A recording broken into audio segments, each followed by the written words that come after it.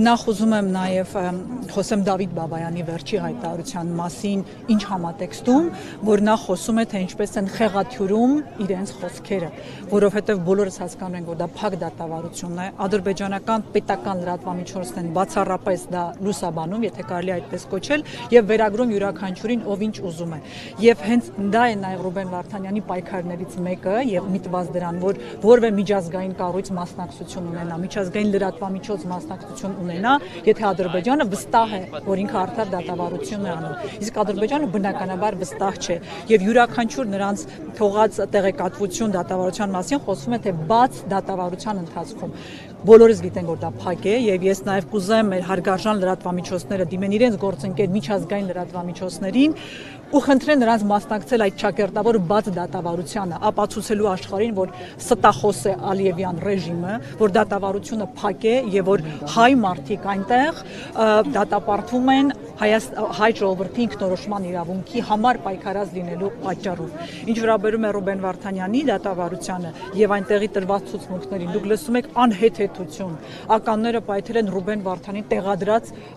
ականներից են պայթել։ Ուզում եմ հասկանալ այդ անուն ազգանուններ գրած այդ ականից ոնց են որոշել ում տեղադրածն է այն դեպքում, երբ Ռուբեն Վարդանյանը երբեք ու որևէ ձևաչափով առնչություն չի ունեցել ռազմական գործողություններին։ Հարգանք բոլոր նրանց, ովքեր ունեցել են առնչություն, բայց Ռուբեն Վարդանյանը առնվազն այն մարդն է, որ անգամ 3 ամիս այդտեղ գործունեություն ծավալելուց զուտ մարդակենտրոն ոլորտներ է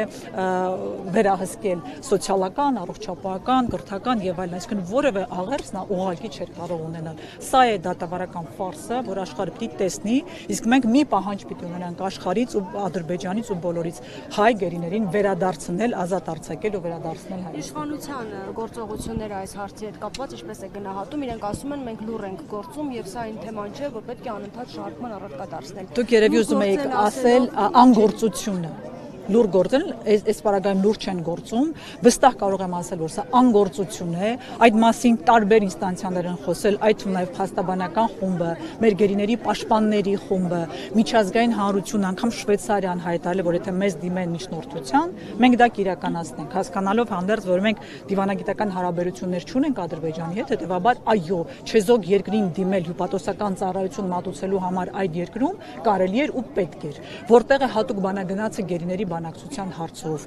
Չենք տեսնում խաղաղության օրակարգի մեջ, որ որևէ կերպ այդ մասին նշում չկա։ Դա այն պարագայում, երբ որ խոսում ենք խաղաղության մասին, նշանակում է փոխադարձ պիտի հայորդիներ եւ եթե Հայաստանում կան ադրբեջանցիներ պահող, իսկ իրենք չկան, ազատ արձակվեն։ Եվ հետեւաբար դա պիտի լիներ պայման սկիզբ խաղաղության բանակցության։ Եթե դա նույնիսկ իրենց օրակարգին մոտ լիներ, ապա այդ մասին կլսեինք, կիմանայինք։ Կրկնում եմ, չեն ուզում հրապարակային 23 ընտանիք կա, որ այս պահին առնվազն 23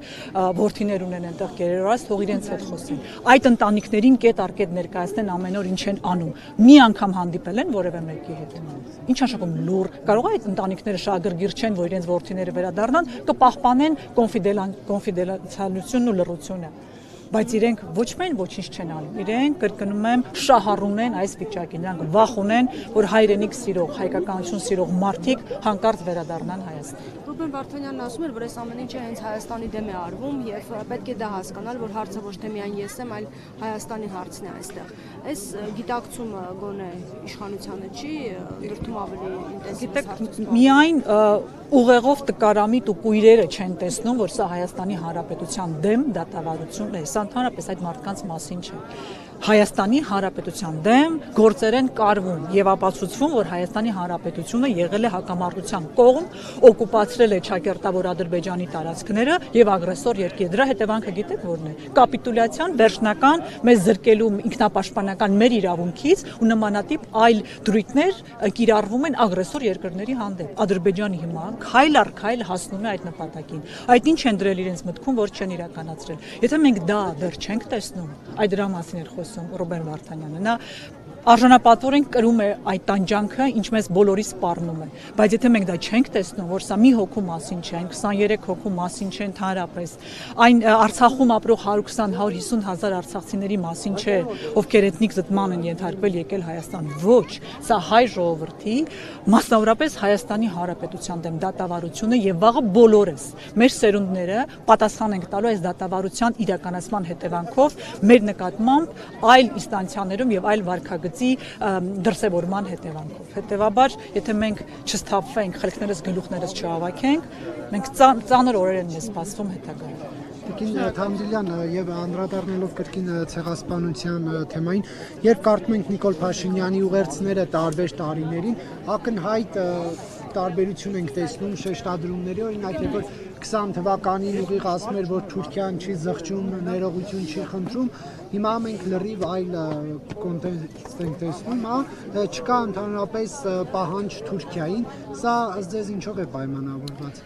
Անգամ պատերազմից հետո 21 թվականին, երբ որ ՔՊ խմբակը մասնակցում էր ընտրությունների, իրենց ծրագրում դեռևս խոսվում էր Արցախի ինքնորոշման իրավունքի մասին եւ Արցախի պաշտպանության, տարածքների ազատագրման։ Ոչինչ չէր փոխվել դրանից հետո։ Պատերազմից հետո ենք խոսում, չեմ ասում դրանից առաջ արած հայտարարությունների մասին։ Նրանք օր առ օր նահանջում են, նվաստանում են, հետ են քաշում հայկական պահանջատիրությունը, դրանով հնարավորություն տալով ագրեսիայի շարունակությանը։ Սա դրա մասին է եւ նորից եմ ուզում ասել, նա ամեն բառ, ինչ բառի կարիք կա, պատրաստ է օգտագործել։ Դրա համար ընդհանրապես բառերը նշանակություն չունեն։ Խոսքը, խոստումը նշանակություն չունի։ Դա անհնարին է նրան այլևս հետևել եւ ամոթ չզգալ, որ այդ անձը աշխարհում ներկայացնում է Հայաստանի Հանրապետությունը։ Եթե դեռ չենք ամաչում այդ փաստից, ուրեմն մենք լրիվ կորցրել ենք մեր ինքնասիրությունն արժանապատվության զգացումը։ Շնորհակալ եմ։ Ես եմ շնորհակալ։